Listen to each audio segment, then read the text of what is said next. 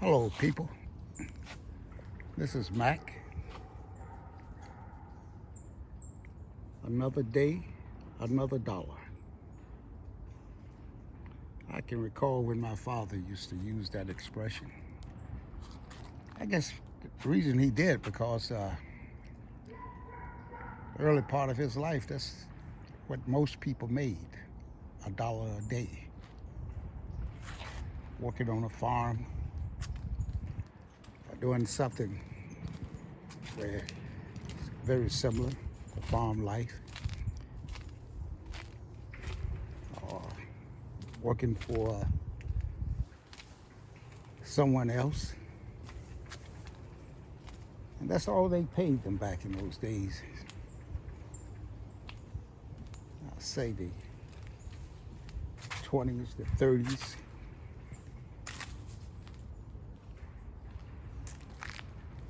And I can remember when I even worked for only a dollar and a quarter an hour. So this tells my age, doesn't it? That was the minimum wage back in the 60s. It seems like we've come quite a ways from that, but sometimes I wonder. I come out of the military, I bought a car for $2,600, brand new, a Chevy Nova. But then I was only bringing home $84 a week. But I also had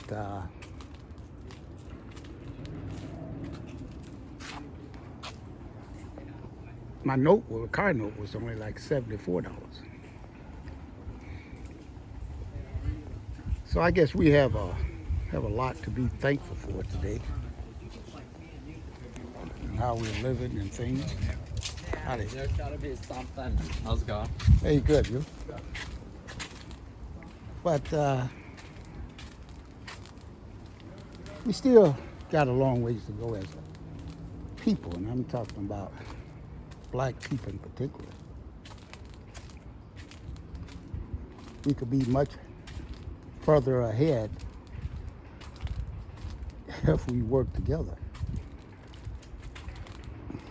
But that reminds me, this morning I received a text from a friend, and he told me as he got older, he didn't think that the blacks or African Americans, or whatever you want to call us in this country, would ever come together and do anything to better ourselves economically. He said, well, he thinks that was it's good that I thought that way and felt that way, but he just didn't see that ever happening. Well, I don't want to be pessimistic, and I think it can happen if we all just try to treat each other with love and not hate, jealousy, and envy. If we get rid of those three things, starting with our immediate family, I mean, I think we can expand on out and we can come together. But as I tell people, we need good leadership. We need a council that we can set up, organize, and they can direct the direction that we should go to achieve economic parity, right, with other races, not just the white race. We don't have to be the lowest group on the totem pole. And then the more I think about it, there could be something to what the black Israelites are talking about. Maybe we are the lost tribes of Israel. I mean, don't dismiss that as some kind of prank or some kind of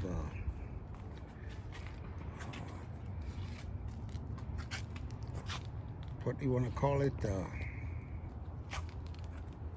group of people that's trying to get on the bandwagon of somebody else's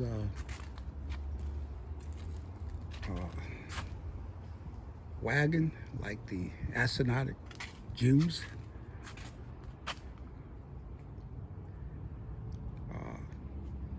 I don't think that's what it.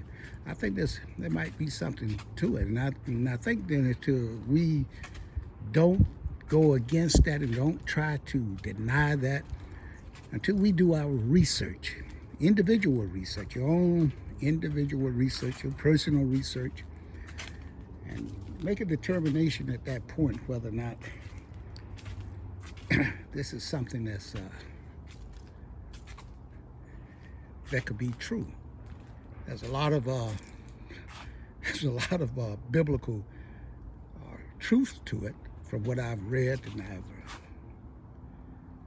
I've heard from from these bishops out there and the ministers out there that's into the black Israelite things. Like, for instance, I listened to an interview of a Israelite United in Christ bishop, and what he said made a lot of sense. I mean, well, a lot of it I had already read and I had already known it, but I'm just saying, to a person just listening to it for the first time, it may seem strange, but it makes a lot of sense. And I think that's what we have to do to try to find out the truth in it. But then this friend of mine was telling me that he think that we're just a hybrid of a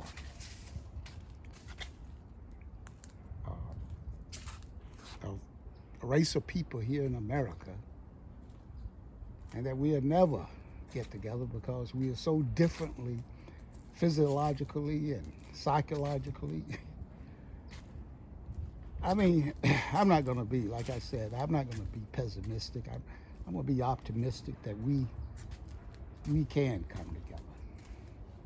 We will come together. But one of the things we have to start to get out of our mindset of not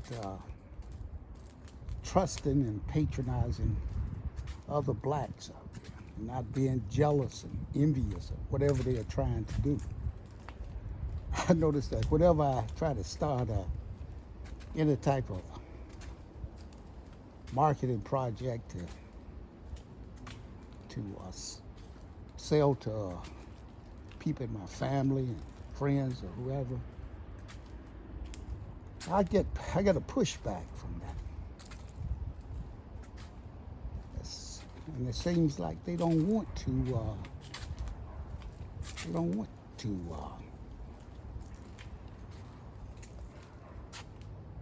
see me make any money. That's what I get.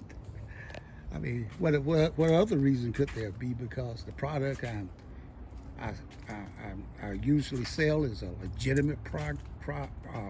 It's a quality product. But they'll do everything they can to try to find a way to keep from me making a sale to them. I mean, I'm talking about relatives, I'm talking about friends. Those are the main ones that I deal with. And when I try to deal with my people, That takes me back to a time when, years ago, when I had a pizzeria. And I had this particular woman who was a co-worker and friend, because I had visited her home and her family on a number of occasions. And I told her one day I saw her, I said, look, Mary, just to use her name, I said, I haven't seen you come up where your name, your address has come up on my delivery list. I said, I see that you in my delivery area, but I haven't seen you buy anything. She said, oh, Mac, we've been shopping, we've been buying our pizza at Bob's Pizza for 20 years. Well, you see, Bob's Pizza, because of his complexion, must have tasted much better, you know. But that's what I was told by people who had eaten the pizza that we made. But that is something that we don't support each other, you know. And I mean, it works both ways now. The businessman, businesswoman, they have to be cognizant of their customers, and they have to be aware of what their needs as well. So we're all in this thing together. And until we can come together and start to doing things and working together and respecting each other and not just trying to look for any and all excuses not to do business with each other. Now, then my friend's prediction is gonna stay true. We'll never come together. But this all starts with we letting the powers that be control us, dictate to us how we should act, and everything else. And that is and that's a bad thing. We're not supposed to love and be respectful towards each other. We're only supposed to shake, our knees are only supposed to shake when we get around the man with the lighter complexion. That's the way they want us to be. But when we're around each other, we can pull out a gun and blow the other one away or do anything. But when that white man comes around, you better be respectful. Have you noticed all the retaliations and things that go on in the black community, but you don't see any retaliation or anything going against what the policemen and others are doing to the killing our people. We only go out and kill each other. And I'm not condoning anyone killing any other race or people or anything, but I'm just saying, if you're so into being protective of your people, why are you killing each other? This is all by design. I'm telling you, that's my theory on that. It's all by design, and that's why we don't have any respect for each other, because we've been programmed for hundreds of years, programmed during slavery, programmed during the Jim Crow era, and they are now programmed during this era now with the rap music. when Reagan deregulated the music and the movie industry, that's when I began to see things go south.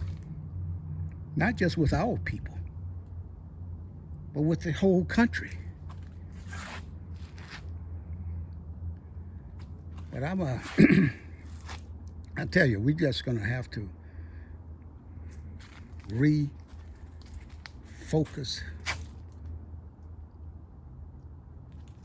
our minds to not letting this stuff cause us to do these things. We're going to have to get rid of it. How do we get rid of it? It starts with these people that you elect, as a friend of mine called them, the politricksters. They trick us all the time. And that's where all this stuff starts at. And you got Ronald Reagan, he was a politrickster. He started this when he deregulated everything. We're going to have to get these things regulated again. They talk about Russia, and they talk about China, other African countries, and what's going on with those. And I'm going to tell you something. That's going to be my next topic. And I'm going to get into that and tell you what they are trying to project onto the Russians and what they are doing over in Africa, and what they are doing to antagonize the Chinese. And all of this comes back and has a reflection on us as black people. And I mean reflect, it has an effect on us. Because what they do, what they are trying to do to them, and they can't do it. They are more powerful than we are because they are a much more homogeneous group, We're not together. Until we get together, then we can be able to fight off all this negativity in our communities in this country. There's a lot of things going on, people. And if you don't wake up, one day you won't wake up. So have a great day. And don't forget to subscribe and like the video.